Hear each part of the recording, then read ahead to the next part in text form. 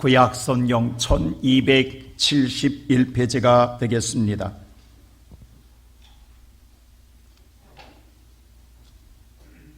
찾으셨으면 저 완절식 교독합니다. 여호와의 말씀에 너희는 이제라도 금식하고 울며 애통하고 마음을 다하여 내게로 돌아오라 하셨나니 너희는 옷을 찢지 말고 마음을 찢고 너희 하나님 여호와께로 돌아올지어다. 그는 은혜로우시고 자비로우시며 노하기를 더디하시며 인애가 크시사 뜻을 돌이켜 재앙을 내리지 아니하시나니 주께서 혹시 마음과 뜻을 돌이키시고 그 뒤에 복을 내리사 너희 하나님 여호와께 소제와 번제를 드리게 하지 아니하실는지 누가 알겠느냐. 너희는 시온에서 나팔을 불어 거룩한 금식일을 정하고 성회를 소집하라. 백성을 모아 그 모임을 거룩하게 하고 장로들을 모으며 어린이와 젖 먹는 자를 모으며 신랑을 그 방에서 나오게 하며 신부도 그 신방에서 나오게 하고 여호와를 섬기는 제사장들은 낭실과 제단 사이에서 울며 이르기를 여호와여 주의 백성을 불쌍히 여기소서. 주의 기업을 욕되게 하여 나라들로 그들을 관할하지 못하게 하옵소서. 어찌하여 이방인으로 그들의 하나님이 어디 있느냐 말하게 하느니까 할지어다. 오늘도 꽃길을 걸어오신 여러분, 많은 사람들은 꽃을 향하여 가지만 여러분은 예수를 향하여 오늘도 발걸음을 옮긴 여러분의 발걸음이 복될 줄로 믿습니다. 오늘 이 예배를 드리고 올라오면서 많은 차들이 물밑듯 밀려오기래 저들은 어디를 갈까? 라고 했는데 다 산으로 올라가더라고요. 지금은 저들이 꽃길을 걸어간 것 같지만 그 꽃길 다음에는 음봉산 벼락인데 떨어질 텐데 그것도 모르고 올라가는 저들을 보면서 우리의 삶도 그러지 않을까라는 생각을 갖게 합니다. 우리가 오늘 맑은 날씨에 갑자기 먹구름이 오면 비가 오겠구나 하고 많은 사람들은 발걸음을 제쳐가야 집으로든 사무실이든 어딘가를 찾아갑니다. 자연의 현상에 대해서 우리는 사람을 민첩하게 잘 대처해 나갑니다. 그러나 영적인 문제에서 앞에서는 무감각하고 우리는 아무런 생각 없이 살아갈 때가 많습니다. 이러한 우리를 향해서 마태복음 16장 3절은 예수께서 말씀하기를 하늘이 묽고 흐리면 오늘은 날씨가 굳겠구나 하면서 너희는 날씨를 분별할 줄 알면서 어찌하여 시대의 표적은 분별할 줄 모르냐라고 우리에게 말씀하고 있습니다. 세상의 자연환경은 환경에 대해서는 잘 분별할 줄 알면서도 어찌하여 하나님이 우리에게 보내는 사인에 대해서는 그렇게 분별할 줄 모르냐라고 하는 것입니다. 오늘날 우리는 수많은 재앙의 소식을 듣고 있습니다. 그래서 우리는 그 재앙을 어떻게 대처해 나갈까? 수만 가지의 방법과 오늘 과학의 문명을 동원합니다. 의학의 문명을 동원하고 오늘까지 우리는 버텨왔습니다. 그런데 지금은 뭐냐 하면 남몰라라 하는 시대로 와버린 것 같아요. 이제 걸릴 사람은 다 걸리라는 거예요. 진즉 이럴 바야 코로나 아예 처음부터 아예 지금은 이제 다 내놓으라 했습니다. 이제 다 우리는 무슨 생각하면 한 번은 다 거쳐갈 것 같은 지금 안 걸렸다고 우리가 오늘 좋아할 게 아니라 언젠가는 다 거칠 건데 뭐 라고 생각하고 있단 말입니다.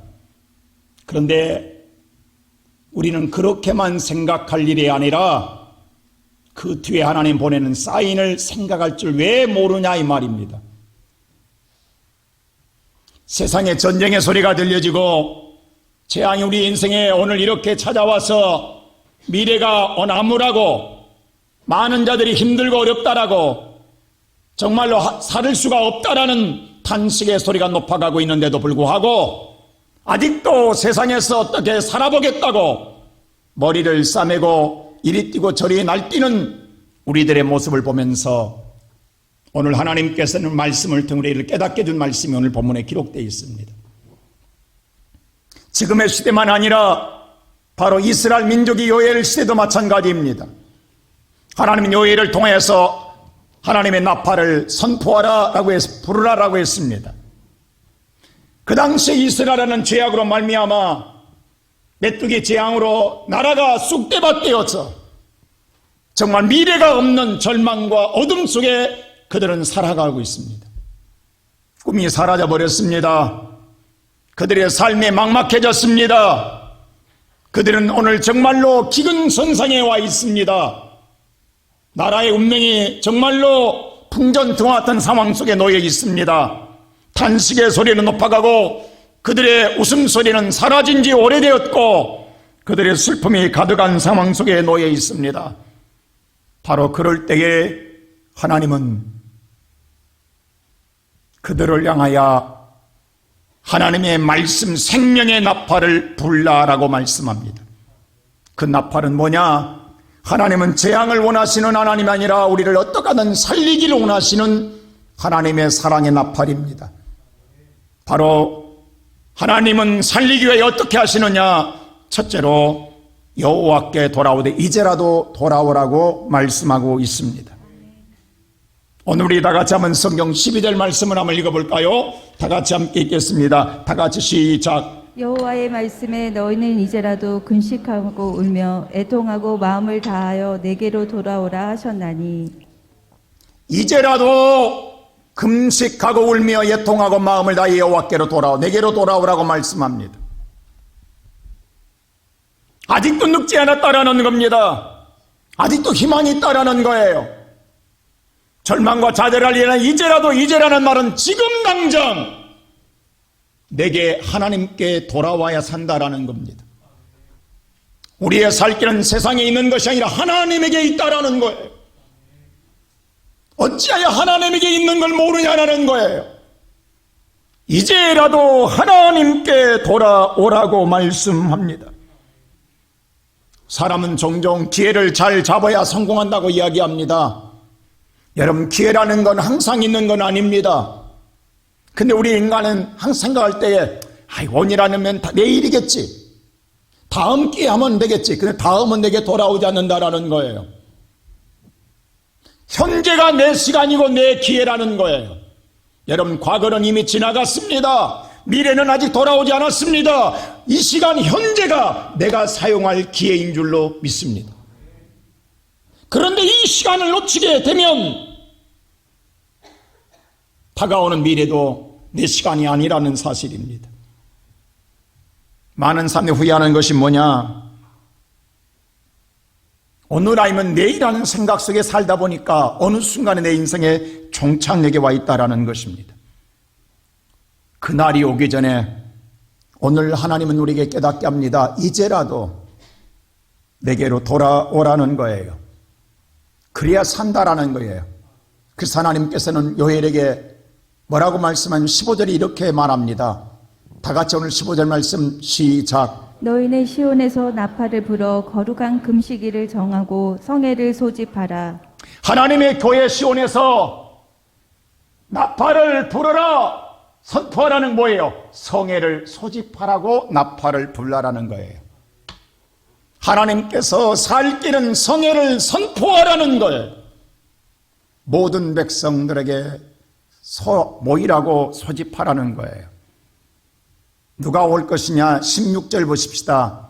다 같이 시작. 백성을 모아 그 모임을 거룩하게 하고 장로들을 모으며 어린이와 젖 먹는 자를 모으며 신랑을 그 방에서 나오게 하며 신부도 그 신방에서 나오게 하고. 이게 보니까 모든 백성을 다 모으라는 거예요. 장로들부터 나이 드신 분들부터 어린아이 젖 먹는 자까지 신랑과 그 방에서 나오게 하고 신부도 신방에서 나오게 하라. 이유 불문하고 다 나오게 하라. 남녀노소 누구든 다 나오게 하라. 하나님이 말씀하시고 있는 거예요. 신랑과 신부 얼마나 지금 한참 신방 차렸잖아요. 세상 즐기고 있잖아요. 어떤 소리도 귀에 들려오지 않습니다. 그런데도 나오게 하라고 하나님 말씀합니다. 그럴 때가 아니라는 거예요. 그날이 오기 전에 하나님의 성전에 나와 성회에 참여하여 여호와를 찾으라는 거예요. 그래야 산다라는 거예요.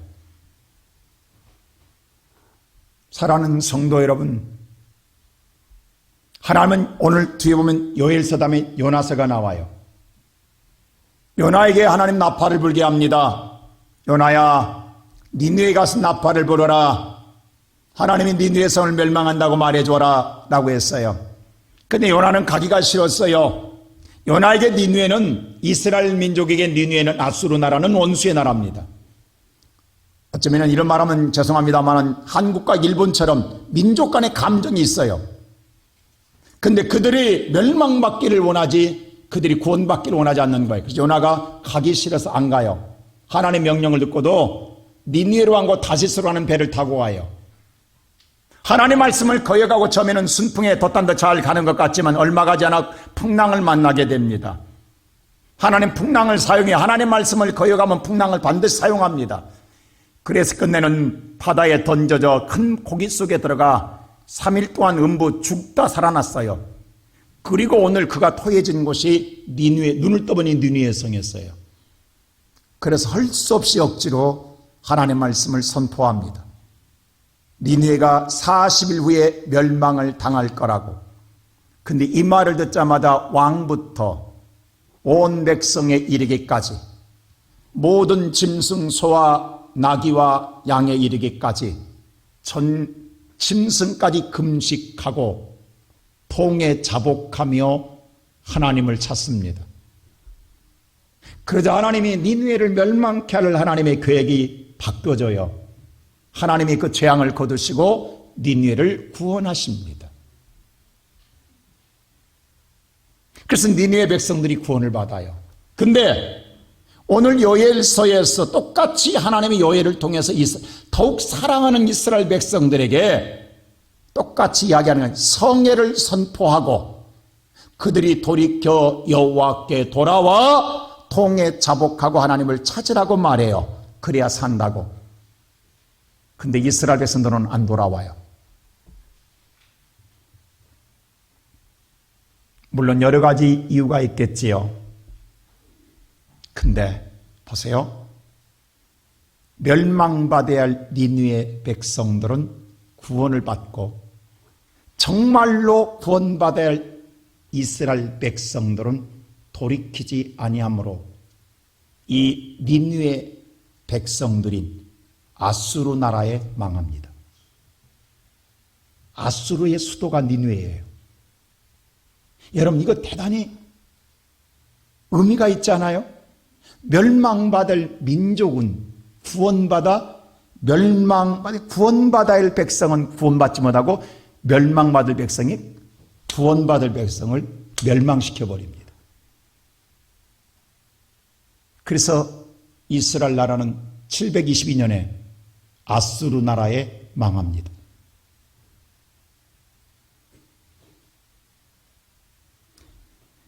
사랑하는 성도 여러분, 하나님께서 성회를 선포하고 모든 자를 다 모으라겠어요. 남녀노소 이유 불문하고 여기에는 어떠한 핑계도 없다라는 거예요. 물론 오늘 하나님이 선포할 때 다 각자 개인적인 상황이 있지 않겠어요? 여건이 있지 않겠어요? 자기의 처한 처지가 있지 않겠어요? 그러나 그 어떤 것을 묻지 않고 모이라는 거예요. 다 가족들이 모여서 여호와를 찾아야 산다라는 거예요. 이 재앙을 이길 수 있다라는 거예요. 그렇게 해야만이 13절 보세요. 이렇게 하나님 말씀하십니다. 다 같이 13절 시작. 너희는 옷을 찢지 말고 마음을 찢고 너희 하나님 여호와께로 돌아올지어다. 그는 은혜로우시며 자비로우시며 노하리를 더디하시며 인애가 크시사 뜻을 돌이켜 재앙을 내리지 아니하시나니. 그럴 때 하나님은 은혜로우시며 자비로우시며 노하기를 더디하시며 인애하신 하나님께서 재앙을 내리려는 뜻을 돌이켜 내리지 아니하시나니라고 했습니다. 저와 여러분이 가던 길을 유턴해서 하나님께로 돌아오면 하나님도 재앙을 내릴 우리들에게 재앙을 내리지 않고 유턴하겠다라는 거예요.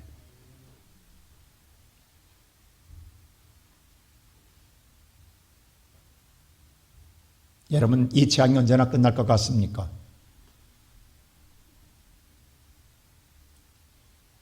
세상은 이야기합니다. 풍토병처럼 품고 살아야 된다고 앞으로. 하나님만이 멈추게 할 수 있습니다. 우리는 지난 2년 동안 어려운 환경 속에서도 여호와께 향하여 달려왔습니다. 그러나 부족함이 많습니다.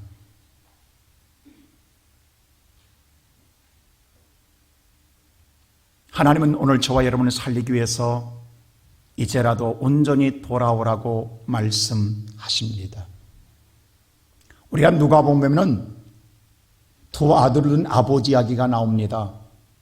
한 아들이 아버지에게 이런 요구를 합니다. 아버지, 내게 줄 분깃을 주소서. 아버지와 함께 사는 것보다 불편하니 나는 스스로 내가 독립해서 스스로 내가 살아감으로 말미암아 마음껏 내가 사업해서 아버지보다 더 잘 될 뿐만 아니라 성공하고 내가 부유하며 행복하게 살 수 있다는 생각 가지고 아버지의 분깃을 받아 떠나갑니다. 아버지 품을 떠났어요. 처음에는 좋은 뜻을 가지고 떠났을 거예요. 뭔가 푸른 꿈을 가지고 떠났을 거예요. 그러나 세상은 그렇게 녹록지 않습니다.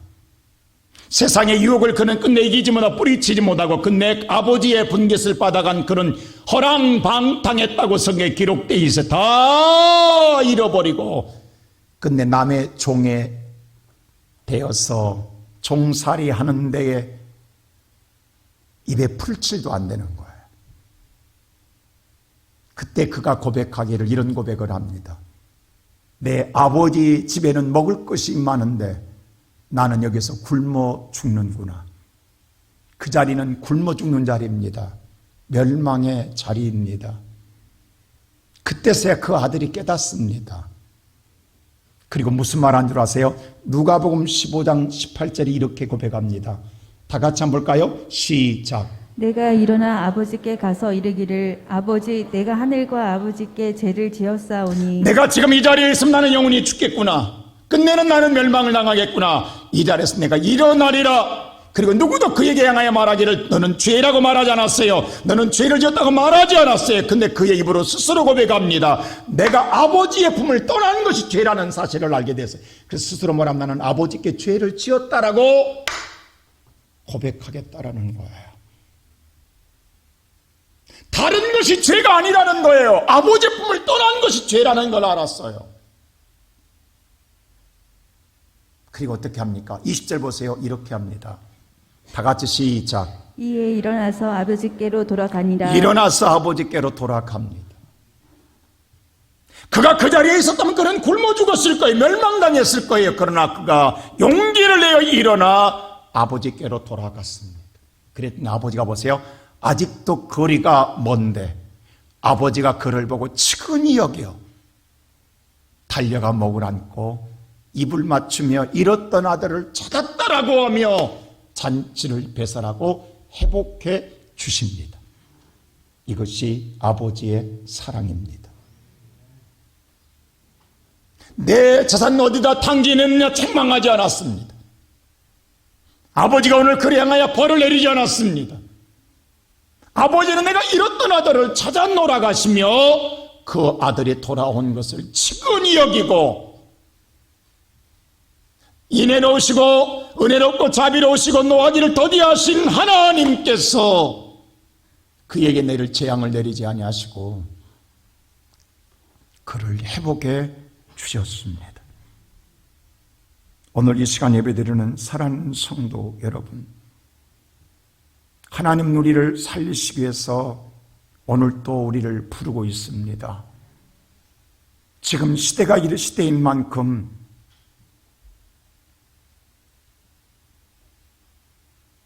우크라이나 전쟁으로 말미암아 정말 많은 자가 희생을 당하는데 세계 전쟁사에 이렇게 세계 민족을 관심 끈 전쟁이 없어요.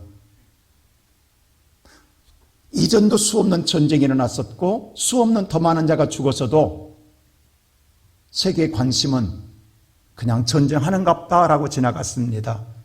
그러나 우크라이나의 전쟁은 모든 사람들의 마음속에 꼭 우리들의 전쟁 같고 우리가 겪은 고난처럼 느껴져 옵니다.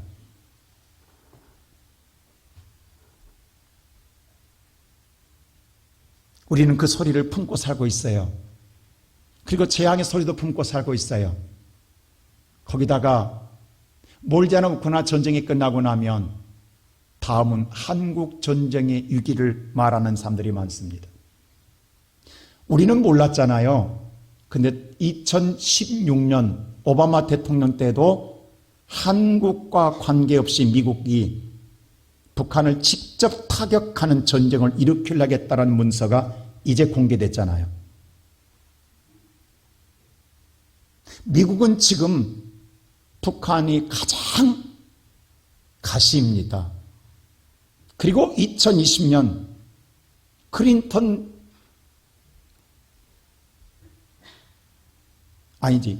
트럼프 대통령 때도 똑같이 또 전쟁을 일으키려고 했잖아요.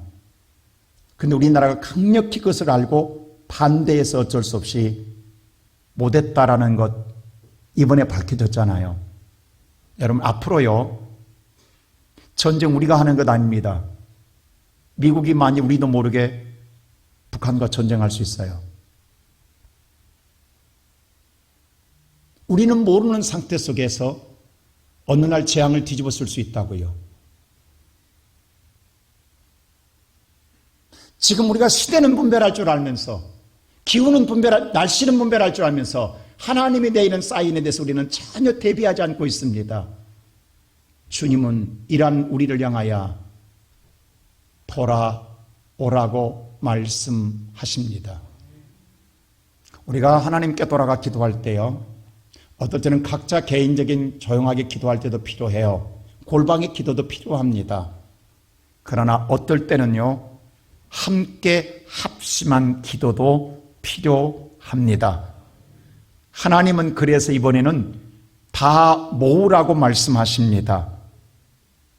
성회로 모이라고 하나님이 명령하십니다. 왜냐하면 신명기 32장 30절에 이런 말씀이 있어요. 우리 한번 다 같이 읽어볼까요? 시작. 그들의 반석이 그들을 팔지 아니하였고 여호와께서 그들을 내주지 아니하셨더라면 어찌 하나가 천을 쫓으며 둘이 만을 도망하게 하였으리요. 여호와가 함께할 때요, 하나가 천을 쫓으면 둘이면 2천을 쫓는 게 아니라 만을 도망가게 하리라. 이것이 시너지 효과예요. 이것이 합심기도의 능력이에요. 혼자 기도할 때는 천을 쫓아낼 수 있지만 합심 기도할 때는 만을 쫓아내는 역사가 나타나게 될 줄로 믿습니다. 그래서 하나님께서는 어떨 때는 미스바에 모이라고 했던 거예요. 사랑하는 우리의 모든 성도 여러분, 저와 여러분과 민족이 사는 유일한 길이 있다고 한다면 하나님의 백성들이 하나님의 성전에 다시 모여, 내 집이 만민이 기도하는 집에 모여 하나님을 찾고 하나님께 향하여 우리의 마음을 돌이킬 때에 이 땅의 재앙과 이 땅의 모든 고난이 끝날 줄 믿습니다. 그때에 여호와께 돌이켜 기도하되 두 번째로 옷만 찢지 말고 마음을 찢으라고 이야기합니다. 사람은 옷을 찢는 건 외형적으로 빨리 보여줘야 해요. 드러낼 수 있어요. 근데 하나님께서 마음을 찢으라는, 하나님께 보여주는 마음은 찢으려고 하지를 않아요. 그럴 때 하나님은 종종 환경을 사용하십니다. 고난을 사용하십니다. 우리 육체를 사용할 때가 있어요. 여러분, 우리의 강팍한 마음도 고난 속에 놓이면 내 마음을 돌아보고 가슴을 찢고 기도할 때가 있습니다. 내 환경이 갑자기 어려운 환경에 놓이게 되면 하나님을 찾지 않는 찾을 때가 있어요. 가슴을 열고 여호와를 찾을 때가 있어요. 하나님은 여러 가지 방법을 통하여 우리가 가슴을 열고 하나님께 간구하기를 원하십니다. 그래서 오늘 본 성경은 말하기를, 다 같이 한번 13절 말씀 볼까요? 오늘 성경에서 이렇게 말합니다. 시작. 너희는 옷을 찢지 말고 마음을 찢고 너희 하나님 여호와께로 돌아올지어다. 너희는 옷을 찢지 말고 마음을 찢고 너희 하나님 여호와께로 돌아올지니라라고 말씀하십니다. 하나님은 우리의 마음을 열기를 원하십니다. 예수님 잡히시기 전에 베드로에게 그런 말을 해요. 너는 다 굴기 전에 나를 3번 부인하리라 했어요. 그때 베드로 장담합니다. 선생님 무슨 소리 합니까? 나는 절대, 다른 사람 몰라도, 이들은 그래도 몰라도 나는 절대 그럴 일 없을 것입니다. 그리고 예수님 잡혀갔어요. 근데 베드로는 정말 아니라니까 3번 부인했어요. 부인하고 난 다음에 바로 닭이 울어요. 이때 하나님은 닭을 사용하십니다. 닭의 울음소리를 사용하세요. 그 울음소리를 듣자마자 베드로가 가슴을 치고 통곡하며 웁니다. 베드로는 그 이전까지 가슴을 열지 않았어요. 그때 하나님은 예수님 말씀이 생각나게 하기 위하여 닭 울음소리를 사용하십니다. 하찮은 닭 울음소리에도 베드로의 가슴을 열게 하시는 하나님. 똑같은 만찬에서 예수님 이 가룟유다를 했어요. 이 중에 나를 팔자가 있다 할 때 뻔뻔한 가룟유다가 납니까라고 직접 자기가 그랬어요. 그때 예수님 너라고 직접 지명했어요. 너다라고 했어요. 그럼 우리는 그때 가슴을 열고 통곡하며 회개해야 될 거예요. 근데 가룟유다는 안 합니다. 예수님이 너라고 말씀해 주었는데도, 지명했는데도 그 강팍한 마음이 쪼개지지 않아요. 그러니까 하나님이 강제로 그 가슴을 찢습니다. 어떻게? 그가 끝내 뉘우쳐 예수님을 팔았던 달란트를 핏밭에 던지고 나뭇가지에 목을 매 죽을 때 하나님 나무를 끊어버립니다. 그래서 배창시가 터져, 가슴이 등에 하나님이 배창시를 터져 하나님이 죽게 하십니다. 여러분, 내가 하나님께 가슴을 열지 않으면 강제로 열릴 때는 멸망입니다.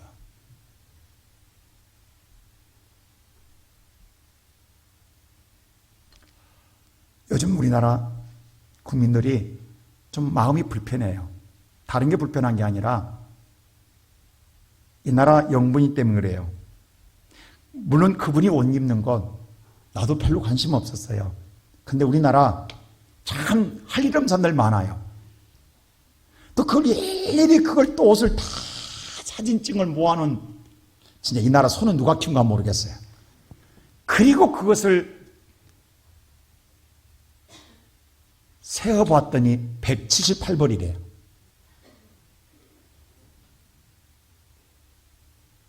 한 달에 3벌꼴, 겨우 그게 잡으면 한 주에 한 벌꼴씩 새 옷을 입었어요. 아마 그럴 수 있는가 보던데 지금 이해 못하는 게 뭐냐면, 지난 2년 동안 코로나 시대였잖아요. 우리 밖에 안 나갔잖아요.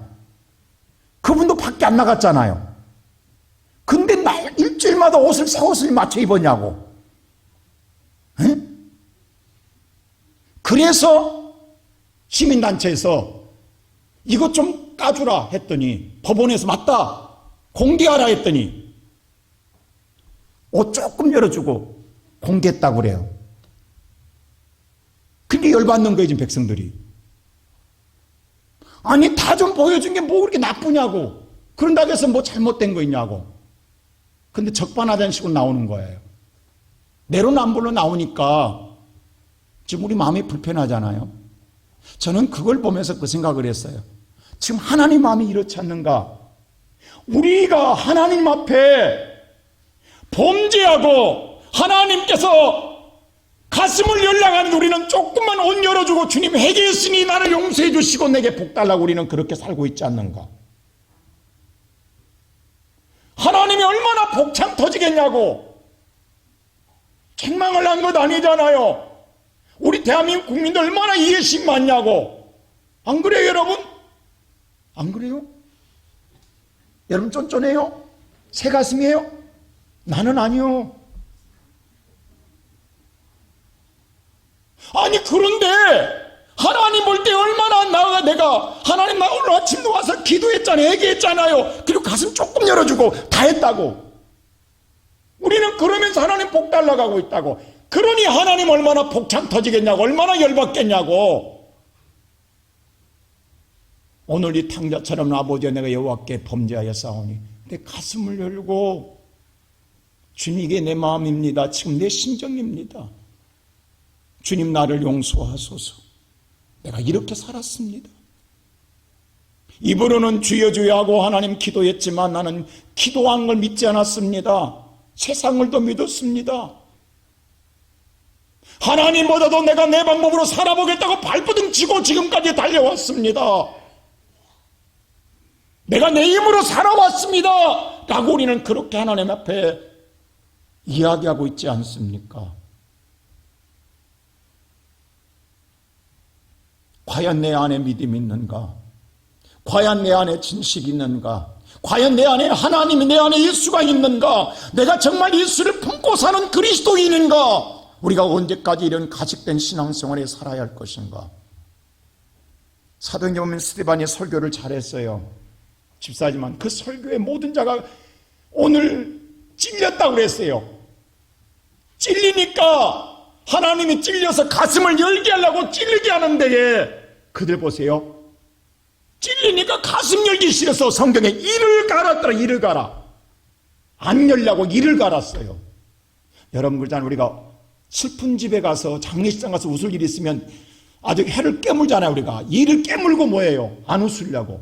이들이 가슴을 열어야 돼. 하나님 열게 해주는데, 말씀을 열게 해주는데 열기 싫어서 성경에 이를 갈았더라. 갈고 어떻게 한 줄 아세요? 귀를 막고 돌을 들고 스데반을 쳐 죽이더라 했어요. 성경에. 오늘 이 시간 예배드린 성도 여러분, 어쩌면 이것이 우리들의 모습 아닌가요? 우리가 이렇게 살고 있지 않나요? 지금까지.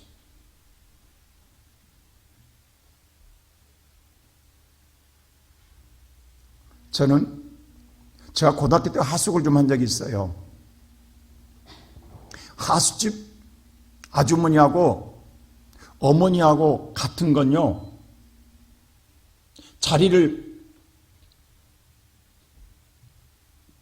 잠자리를 제공하고 식사를 제공해 준다는 건 똑같습니다. 근데 하숙집 아줌마하고 어머니하고 다른 게 있어요. 하숙집 아줌마는 반찬을 좀 많이 먹으면 눈치예요. 근데 어머니는 많이 먹으면 좋아라고 그래요. 그걸 굉장히 행복해요. 그리고 하숙집 아줌마는 절대 앞에서 말 안 해요. 잔소리가 없어요. 근데 어머니는 앉아서 잔소리가 많아요. 이것도 해라 저것도 해라 막 잔소리가 엄청나게 많아요. 만일에 하숙집 아줌마가 잔소리하면 바로 보따리에서 그 다음 하숙집 옮겨요. 근데 어머니의 잔소리는 주구장창 듣고 있어야 돼요. 그리고 평생 죽을 때까지 같이 살아야 돼요. 그게 다르더라고요. 근데 하숙집 밥으로는 내가 골라 먹고 내가 좋은 데 찾아다녀도 절대 살 안 쪄요. 저 지난날 살찐 거 하숙집 때문에 찐 거 아니에요. 그때는 저 아주 날씬해서 서울 올라왔잖아요. 군대에 있어도 하숙 생활했어요. 그때도 몸 아주 저 날려뵀어요. 집밥 먹고 살쪘지. 여러분 성도들도 똑같아요. 오늘 이 교회가 하숙 생활하면 여러분의 마음에 들지 않으면 당장 보따리서 갑니다. 내 집이라 가면 죽어도 들어요. 근데 내 집일 때 살이 찌지 하숙집으로 영적 살 안 찝니다. 여러분은 평생 한번 골라다녀 보세요. 좋다는 교회 다도 올라다니면서요. 여러분 신앙 절대 죽습니다.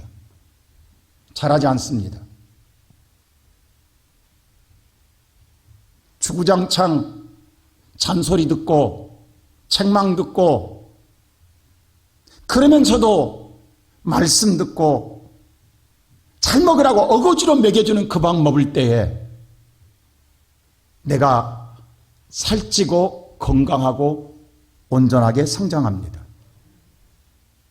오늘 하나님께서 뭐라고 말씀하냐면 저와 여러분을 살려주고 싶어서 가슴을 열라나는 거예요. 하나님께서 오늘 여러분과 나의 삶에 잠깐 보여주는 신앙이 아니라 형식적인 신앙이 아니라 하나님은 가슴으로 만나고 싶다라는 거예요. 지금 하나님이 말씀하고 있는 거예요. 오늘 이 시간 예배드리는 우리 사랑하는 성도 여러분, 히스기야에게 죽음의 문제가 왔습니다. 하나님의 사형 선고가 내려졌습니다. 이사야를 통해 말하는, 이사야가 가서 하나님 말씀을 따라 히스기야가 말하, 당신은 하나님의 당선 생명을 거두간다 합니다 라고 말할 때에 히스기야가 그 말을 듣자마자 벽을 향하여 통곡했다라는 말은 하나님 앞에 돌이켜 하나님 앞에 그는 어떻게 했다는 거예요? 가슴을 열었다라는 거예요. 그리고 여호와께 간구합니다. 근데 보세요, 그럴 때 어떤 일이 나는가? 이사야가 그 말을 전하고 집으로 돌아가요. 근데 아직 집에 돌아가기도 전에 하나님의 이사야에게 또 음성이 들려요. 이사야야, 너 다시 돌아가라. 그리고 히스기야한테서 말해라. 내가 그 생명 거둬가는 것 취소하고 연장해 주겠다고 말해라. 그래서 이사야가 가다가 다시 돌아가요. 그리고 히스기야한테 말합니다. 당신의 생명을 하나님 연장해 주겠다고 합니다.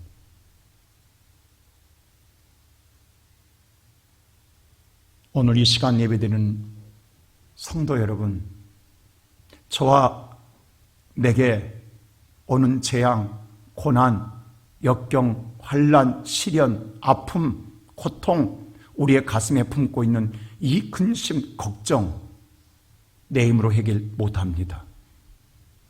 그러나 우리에게는 하나님이 계십니다. 오늘 요엘이란 말은요, 여호와는 하나님이시다라는 뜻입니다. 다시 말해 요엘 선지자가 말하던 하나님 있잖아. 여호와는 하나님이시잖아. 여호와는 하나님이시잖아. 하나님이 있잖아. 하나님이 있잖아. 그 하나님께 돌아가 네 가슴을 열어줘라.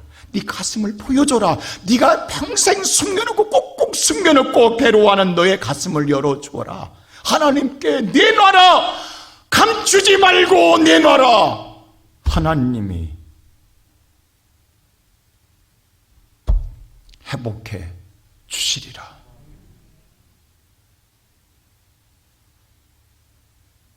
나는 우리 사랑하는 성도들에게 이 은혜가 있기를 주의 이름으로 축원합니다. 그럴 때 하나님 세 번째로 복을 주겠다고 말씀합니다. 자, 다 같이 우리 14절 말씀 한번 볼까요? 다 같이 시작. 주께서 혹시 마음과 뜻을 돌이키시고 그 뒤에 복을 내리사 하나님께서 주께서 마음과 뜻을 돌이키사 재앙을 내리지 않고 뭘로? 복을 내리신다 했어요. 근데 이 복이란 단어가 히브리에 두 단어가 있어요. 바라크와 바라카가 있어요. 바라크는요 똑같은 복입니다. 우리는 복으로 다 성경에 번역해 놨어요. 바라크란 뜻이 빌다, 찬양하다, 무릎을 꿇다, 복을 받다라는 뜻을 가지고 있어요. 그래서 거의 성경에 복이라는 단어는 이 바라크를 썼어요. 근데 오늘 이 요엘서만은 바라카를 썼어요. 카는 히브리 알파벳 가운데 카프라고 하는 단어가 있어요. 카프라는 단어를 쓸 때는 이렇게 손이 굽어진 것처럼 이렇게 이런 글자로 쓰여졌는데 이스라엘 제사장이나 선지자들이 왕을 세울 때나 제사장을 세울 때나 병자를 기름 바르고 안수할 때는 절대 손을 피고 안수하지 않습니다. 반드시 손을 이 카프예요. 카프 손을 구부리고 안수합니다. 지금도.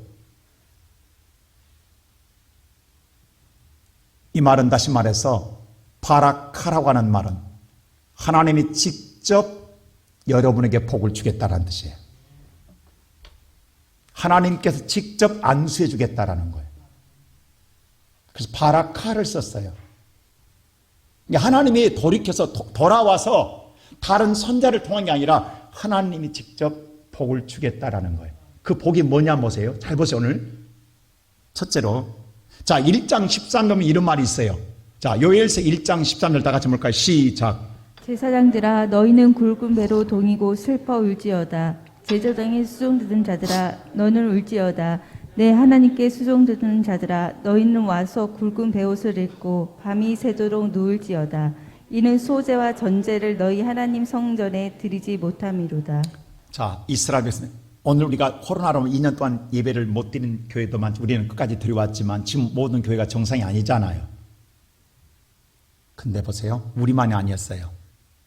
이미 이스라엘 나라가 재앙을 맞이할 때 하나님의 성전에서 소제와 전제를 하나님에서 드리지 못했어요. 드리지 못했어요. 예배를. 이미 구약에 재앙용으로 예배를 드리지 못한 적이 있어요.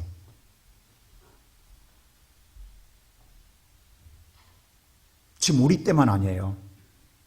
지금 우리가 지금 아까 말한 시대를 분별할 줄 모르냐 말하지만 이 예배를 못 드리는 게 우연이 아니라니까요. 그래서 이스라엘 백성들이 하나님을 만날 수 있는 길이 없어져 버린 거예요. 그래서 오늘 그들이 재앙을 맞이한 거예요. 메뚜기 재앙만 재앙이 아니라 하나님을 만날 수가 없어요. 예배로. 하나님을 만나야 해결되는데 만날 수 예배를 못 드리는 거예요. 근데 하나님 뭐라고 하냐면 복을 주겠다면서 14절 다시 보세요. 2장 14절 보세요.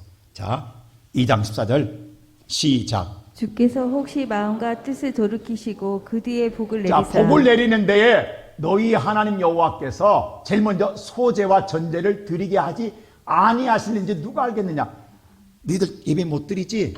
그럼 내가 복 준다. 이제부터 하나님의 예배 드릴 수 해줄지 누가 아느냐? 부정이 긍정입니다. 드리게 주겠다라는 거예요. 다시 너희를 만나 주겠다라는 거예요. 여러분 중요합니다.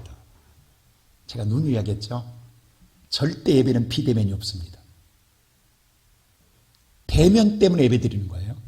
여러분 우리가 오늘 여러분 이 예배당에 나와서 하나님 만나지 못하면 우리 예배는 아무것도 아닙니다. 하나님은요 아담과 하와를 에덴 동산 죄로 쫓아내면서 만나기 위해서 예배를 드리라는 거였어요. 오직 예배를 통해서만 만나는데 비대면이면 여러분 우리가 여기서 뭐 좋은 말씀 듣고 싶어 나왔냐고 무슨 격언 듣고 싶어 나오시냐고 그건 아무 의미 없어요.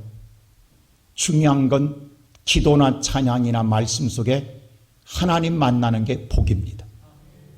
하나님은 영이시니까 눈에 보이지 않지만 기도할 때 내 마음에 찾아오시고 찬송할 때 내 마음에 찾아오시고 설교 듣는 순간 내 마음에 찾아오십니다.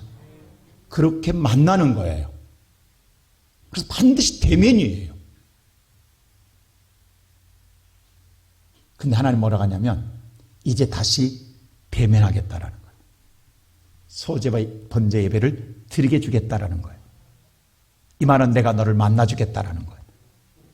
그래서 성경은요 영혼이 잘 돼야 돼요. 하나님을 만나서 영혼이 해결돼야 범사도 잘 될 줄로 믿습니다. 범사가 잘 될 때에 간건한 복도 누리게 될 줄로 믿습니다. 자, 그래서 보세요. 이 영혼이 해결되고 나니까 그 다음 바로 육신의 복이 옵니다. 자, 그 다음 들어보세요. 다 같이 두 번째 복 보세요. 자, 시작. 여호와께서 그들에게 응답하여 바로 보세요. 주시기를 바로 응답 옵니다. 바로 이젠 응답이 와요. 내가 응답해 주겠다. 응답하니까 어떤 일이 있냐? 곡식과 새 포도주와 기름을 주리니 너희가 이로 말미암아 뭐하리라? 흡족하리라. 흡족, 만족하리라. 만족하게 해주겠다라는 거예요. 여러분 하나님께 바로 돌아가야 기도가 응답됩니다. 기도했다가 중요한 게 아니에요. 예배 드렸다가 중요한 게 아니에요. 하나님 말씀대로 내가 가슴을 열고 여호와를 찾아야 하나님 만나주시고 그리고 응답이 와요. 그래야 내가 만족해요. 그 다음에 두 번째로 보세요. 세 번째로 어떤 복이 있는가? 시작. 시온의 자녀들아 너희는 너희 하나님 여호와로 말미암아 기뻐하며 즐거워할지어다. 지금 이스라엘에서는 기쁨을 잃어버렸잖아요. 슬픔이 가득하잖아요. 이제 다시 기쁨, 즐겁고 신바람 나게 해주겠다라는 거예요. 얼마나 신나겠냐. 하나님 만났죠. 인생이 이렇게 잘 풀려나가니 이것이 얼마나 복이냐. 있다고만 복은 아닙니다. 가지고 있어도 불행한 사람 많아요. 근데 만족하며 기쁨을 누리게 하리라. 그 다음에 하나님께서 그동안 닫혔던 하늘의 문을 열어주시는데, 자 보세요. 비입니다.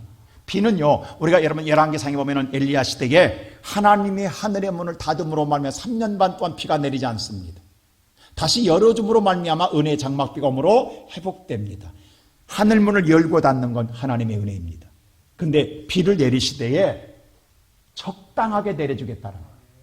이 말은 무슨 말인가 하니, 비가 내리되 집중호우가 오면 홍수납니다. 그럼 아니온만 못해요. 이게 적당이라는 말이 얼마나 중요한가를 알아야 돼요.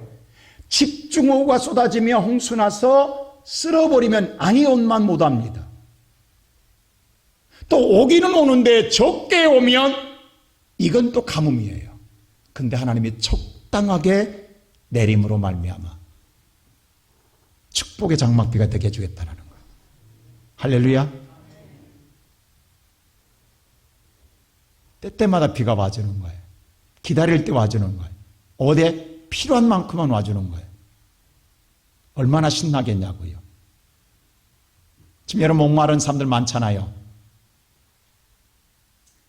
우리 지난번에 울진에서 산불 났을 때에 헬기가 수십 대, 하루에 46대씩 헬기가 그렇게 일주일 동안을 퍼부서대도 불 못 껐어요. 근데 하루 비 오니까 그냥 한순간에 잠잠해져 버렸어요. 이게 하나님의 유력입니다. 인간이 그렇게 발부둥 쳐대도 안 되었어요. 이렇게 적당히 내려주면, 내릴 때 내려주면 얼마나 기쁜 일이냐고요. 자, 그 다음 보세요. 다섯 번째 복 보세요. 자, 시작. 내가 북쪽 군대를 너희에게서 멀리 떠나게 하여. 우리는 항상 북한을 이고 삽니다.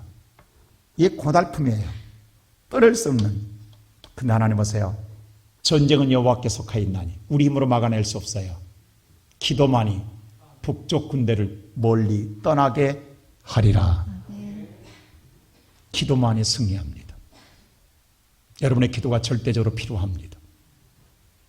이 나라의 60만 군사보다도 여러분의 기도의 용사가 이 나라를 지켜낼 것입니다. 그 다음 보세요. 복을 어떤 복인가? 요 열쇠 다 나와 있어요. 그 다음 시작. 내가 전에 너희에게 보낸 큰 군대 곧 메뚜기와 느치와 황충과 팥중이가 먹은 횟수대로 너희에게 갚아주리니. 자, 메뚜기야, 느치는 메뚜기 중간권, 메뚜기의 가장 어린 새끼 메뚜기, 어린 새끼 메뚜기를 느치라고 그래요. 그 다음 황충이라고 그래요. 그 다음 팥중이는 뭐냐면 중간 메뚜기예요.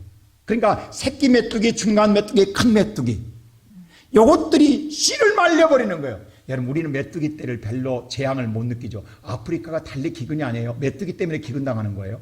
여러분, 메뚜기 떼가 한번 지나가면요, 곡식이 먹을 게 하나도 없어요. 메뚜기 떼 한두 마리에 수억 마리가 한 번 지나가 버리면, 새끼부터 중간 것, 큰 것이 한 번에 지나가 버리면 곡식 한 돌이 없어요. 이렇게 무서운 거예요. 근데 보세요. 여러분, 우리가 사업하지만 한 것마다 안 될 때가 있잖아요. 적게 해도 크게 해도 중간까지 다 무너지는. 근데 이제 그 횟수대로 갚아주겠다. 할렐루야. 손대는 것마다 안 됐잖아요. 근데 이제는 갚아주겠다. 할렐루야. 그 다음 보세요. 시작. 그 후에 내가 내 영을 자, 만민에게 그 후에 내 영, 부었으니. 이 영은요, 하나님이 아담의 코에다 불을 뗐는 이 영 똑같은 말이에요. 다시 하나님의 영상을 회복해 줄 때에, 이 바로 성령인데, 하나님의 영을 부어주면 어떤 일이 일어나냐? 자녀들의 장래를 말하며, 장래는 뭐예요? 애언하며, 늙은이는 꿈을 꾸며, 젊은 이상, 환상을 보게 될 것이다. 미래를 꿈꾸는 세계를 꿈꾸게 될 것이다. 꿈을 꾸게 될 것이다. 미래가 소망이 넘쳐날 것이다. 그러므로 32절을 이렇게 말합니다. 자, 32절 다 같이 시작. 누구든지 여호와의 이름을 부르는 자는 구원을 얻으리니. 그러므로 하나님은 제발 누구든지 이번에 누구 이름 부르라? 여호와 이름만 불러라. 그럼 뭐하리라? 내가 구원해 주겠다. 주의 이름으로 선포합니다. 다음 주 고난주간 5일 동안 특별 새벽 기도를 엽니다. 이번에 깃발을 세우랍니다. 여러분, 깃발을 세운 자만이 영원한 하늘의 권세를 누리게 될 줄로 믿습니다. 오늘 여호와의 말씀에 따라 성회를 선포합니다. 여러분, 하고 안 하고는 여러분의 마음 같지만 하나님의 명령 앞에 여러분 이유 불문하고 여러분 사정 형편 어떤 핑계거리 불문하고 남녀노소 어립니까? 젖먹이도 데리고 나오라고 했어요. 이번에는 가족이 모두 내 평생에 한 번도 이런 일이 없다고 한다면 여러분은 부끄러운 자일 것입니다. 여러분에게 다시 이 기회가 돌아오지 않을지도 모릅니다. 다시 내게 이런 기도할 기회가 돌아오지 않는다는 절박함이 있을 수도 있습니다. 우리의 신앙생활 속에 한 번도 이런 일이 없다고 한다면 이번에 여호와 이름을 부르는 자가 되십시오. 하나님께 향하 여호와 이름을 부르는 자는 여호와께서 구원하시리라. 여호와는 우리를 회복하기를 원하시고 저와 여러분의 마음을 알고 계신 여호와가 다시금 돌이켜 복을 주기를 원하십니다. 우리는 그 하나님의 복을 받기 위해서 이번 5일 동안 예수는요 이 땅에 오시 여러분과 나를 구원하기 이 땅에 오셨습니다. 그리고 마지막에 다 이루셨다라고 선언하고 승리의 결승가로 떠나셨습니다. 그래서 이번에는 특별 새벽 기도를 5일간만 합니다. 금요일까지 하고 금요일날 그 대신 저녁에 다 이루신 날 밤 우리도 다 이루자라는 거예요. 그래서 그날 8시부터 9시간 집회하고 9시부터 10시까지 기도회 하고 10시부터 11시까지 특별 안수를 합니다. 여호와가 함께 하시리라. 사랑하는 성도 여러분, 믿으십시오. 여호와는 하나님이십니다. 그 하나님께서 오늘 저와 여러분을 살리기 위하여 성회로 모이라 하십니다. 그리고 부르짖으라 하십니다. 주의 이름을 부르는 자는 구원해 주겠다고 하십니다. 우리 모두 하나님의 은혜로 회복되는 우리 모든 성도들이 되시기를 주님의 이름으로 축원합니다. 기도하십시다. 우리를 사랑하시는 아버지 하나님, 우리는 고난의 역경 속에 인연을 버텨왔습니다. 힘든 여동 속에 살아보겠다고 발버둥쳐대고 세상에서 방법을 찾아 헤매었던 우리들의 모습이었습니다. 돌아온 건 절망이요 좌절이요 낙심이요 미래가 없는 한숨뿐입니다. 우리는 지금까지 희망 고문을 당했고 우리는 오늘 또 낙심 속에 주의 전에 나왔지만 하나님 말씀을 때 우리를 살 길을 열어주시는 아버지, 오늘 이 말씀을 보이자 우리의 모든 성도들이 이번 하나님의 성회에 우리 함께함으로 말미암아 여호와를 만나는 하나님의 구원의 은총을 누리는 놀라운 은혜를 경험하게 하여 주시옵소서. 주님 믿고 기도합니다. 이번에 우리 성도들 마음을 굳게 해주시었고 오직 여호와를 붙잡게 해주시고 말씀에 따라 순종함으로 말미암아 저들의 삶에 여호와가 살아계심을 경험하는 위대한 역사의 능력 가운데 서는 우리 모든 성도들 되게 하옵소서. 믿사옵고 예수 그리스도 이름으로 기도하옵나이다. 아멘. 찬송가 31장 찬양합니다.